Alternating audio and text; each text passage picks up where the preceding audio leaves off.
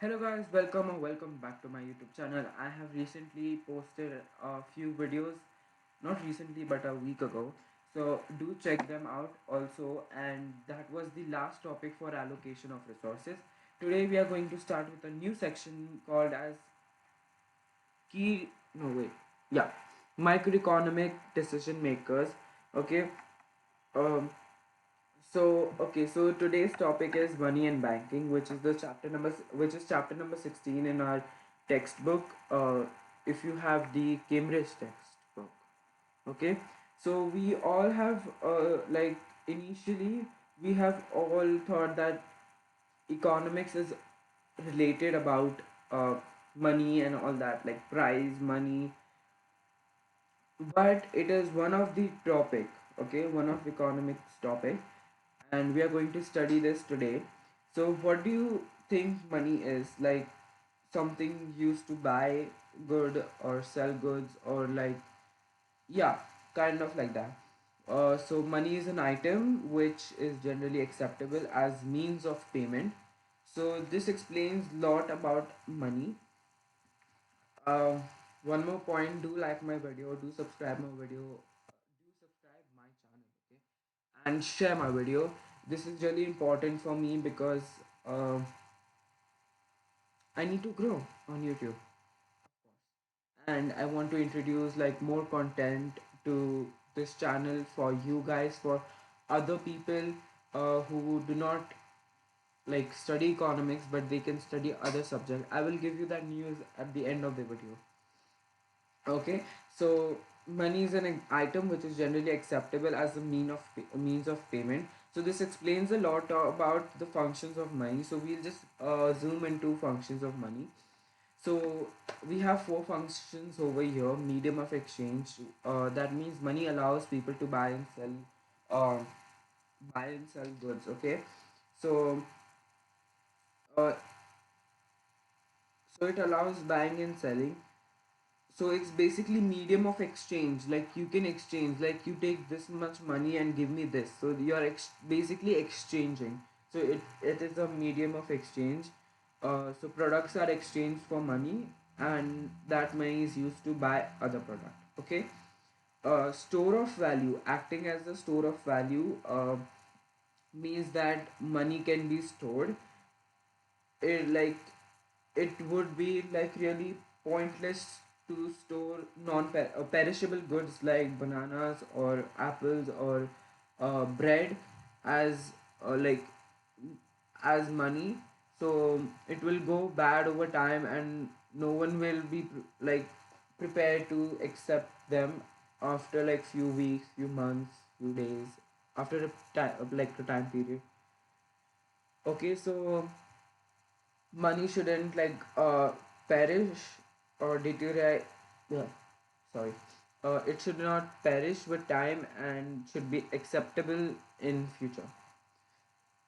Okay, the next function is unit of account. So what do we mean by unit of account? So money can also be used to place a value on an item. So we place in value on an item, like for example in front of me I can see like a mouse. Like you can place a value of $100 or something like that. I really don't know the price. So you can just place that price, like you can allot price on that item. So place a value on an item basically. um, yeah, so prices are expressed in monetary terms. And like for example a newspaper might be priced at $2, and a book might be priced at like $27 or something. So it so acting as a unit of account or measure of value enables buyer and seller to agree on what items are worth, okay, relative to each other. So that's basically unit of account. I guess you understand that you can place a value using money on any product. Standard of deferred payment, this means that money allows people to borrow and lend. So of course it allows people to borrow and lend. So, so like for example, like just like someone who wants to buy something, now can get it by borrowing money from someone who does not want to use that money right now. So this can make an agreement about the amount to be repaid in future. So yeah, so that's the basic uh, point behind standard of deferred payment. So that's the function of money. But what are the characteristics of money? Like, what do we need in a like what characteristics do we need in money? So basically, it should be portable, acceptable, divisible, scarce, durable, and homogeneous. Homogeneous, homogeneous. I don't know. I really don't know the pronunciation. I'm sorry. Okay, so portable, it should be easily like you can easily carry it with you. So like you cannot carry a bar of gold around with you always, so that is not portable. Acceptable, so money should be acceptable in the sense non-perishable goods. Okay, so that would be acceptable. Gold is also acceptable, but not in households and firms, but in banks. Divisible, it should be divisible in the sense if I have $500, then I should be able to like get five banknotes of $100. Okay, so I have divided it, like I can divide it into 200, 200 and 100. So I can divide that money. Scars, like basically scars in the sense we can relate it to the chapter 1. Go watch out my third first video of economics. um, so scars in the sense there should be a really high demand but the supply should be really low. So it needs to be scarce, in the sense limited supply. Durable, of course, durable in the sense non-perishable. Homogeneous, in the homogeneous really means like it should be same to same, like every note or coin of the same value should be exactly same. Like you cannot just have two notes of $2 and one is like smaller in size than other. They should be same in size, same in like looks and all the design whatever you have on the banknotes. So they should be same. Okay, that makes a proper money. If any one characteristic is not fulfilled, then that cannot be called as money. Okay, keep that in mind. Okay, so where does all this money go? People in households, they save, they spend, they borrow, and like this all happens through commercial banks. We learn about spending and borrowing and saving in next lesson, um, next video. So commercial banks, okay, it's all stored in banks. Okay, so banks which aim to make profits by providing a range of banking service to households and firms. Banking service in the sense they allow us to save in their banks with interest, and they allow us to borrow loan and all that. So that's basically two banking services. Role of commercial banks: accept deposits, lend money to people, enable customers to make payment. Okay, that's, I guess that's self-explanatory. So they should accept deposits in the sense they should allow you to keep like the money with the bank, lend money, borrowing basically, and customers to make payments. Okay, like when, for example, if in your school, I yeah, so you pay for your school fee, right? So you give a check to the school then makes the payment, right? So this basically means the customer can make payments, so enable customers to make payments.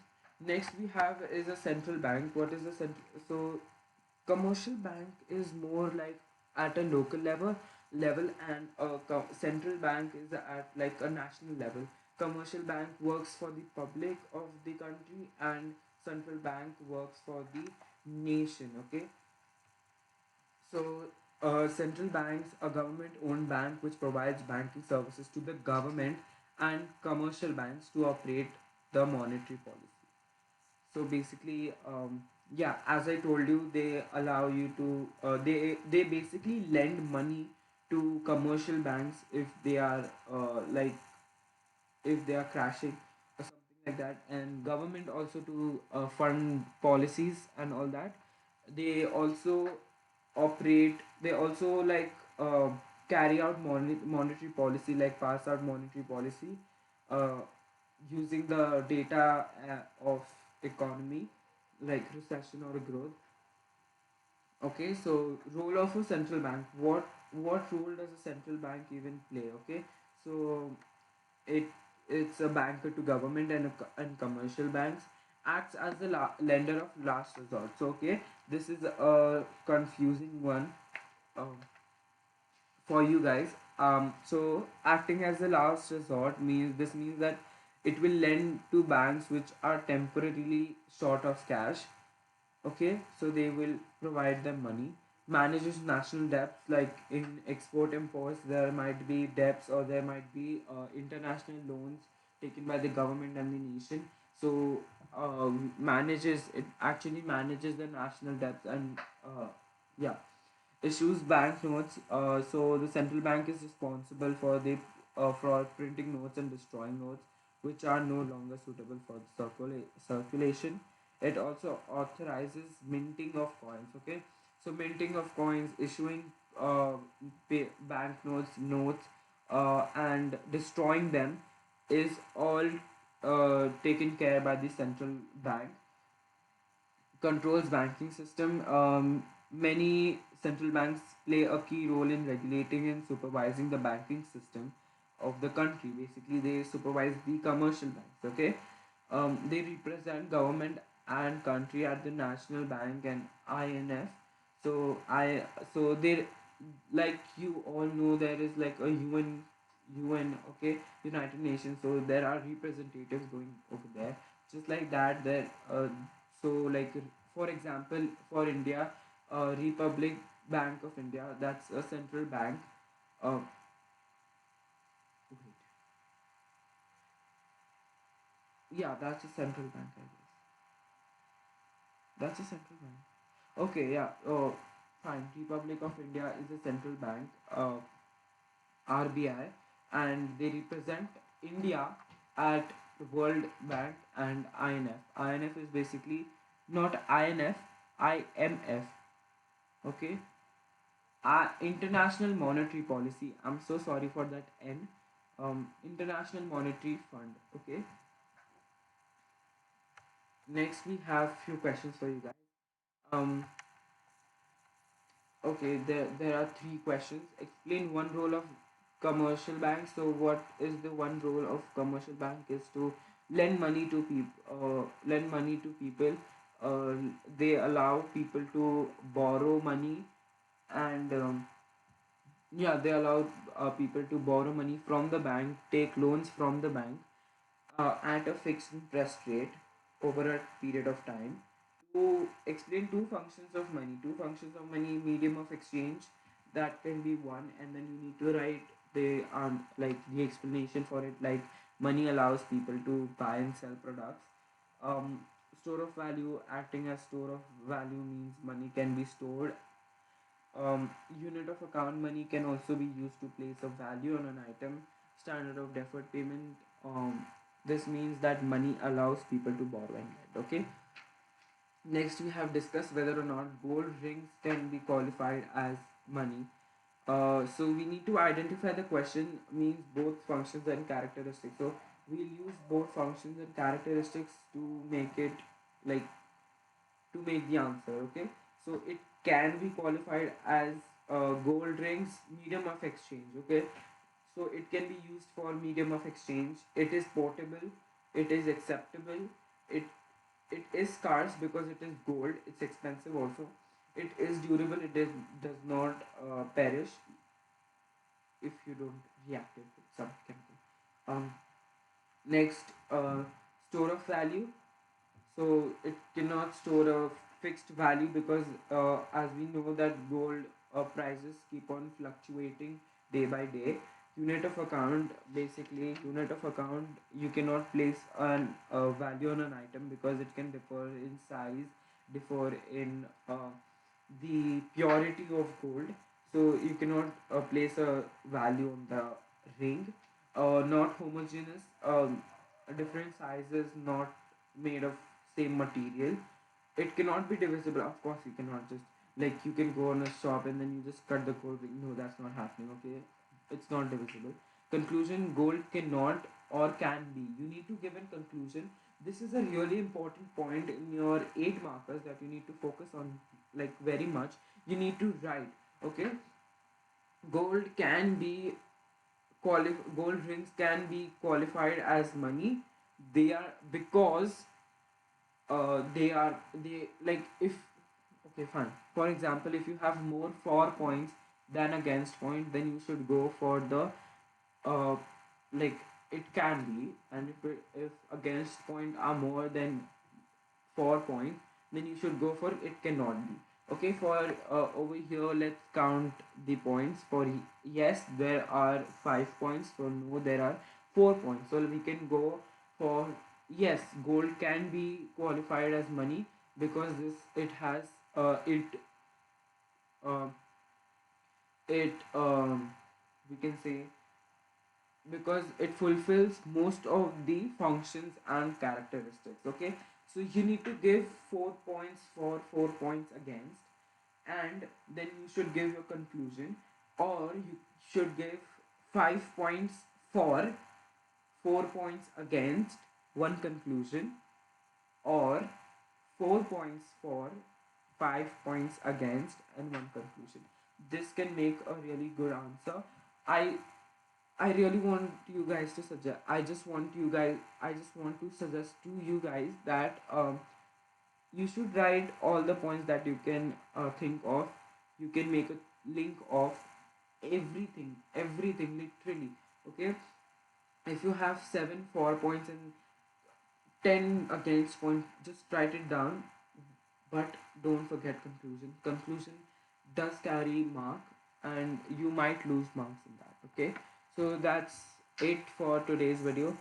Do subscribe to my channel and check out these videos on the screen. And also, yeah, I guys, I'm planning to introduce a new subject in this on this channel. Basically, I have opted for 8 of the subjects.